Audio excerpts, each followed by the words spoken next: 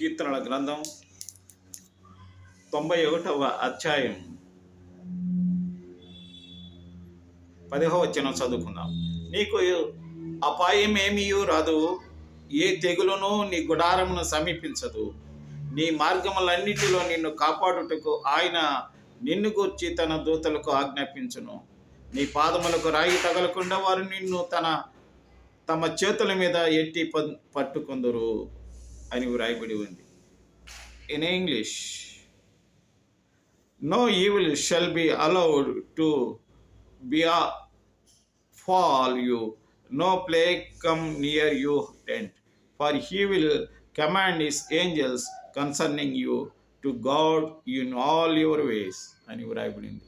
నా ప్రియమైనటువంటి సహోదరులారా, దేవుడు మనకు కంచెగా ఉండి మనల్ని కాపాడే దేవుడుగా ఉంటున్నాడు. ఆమేన్.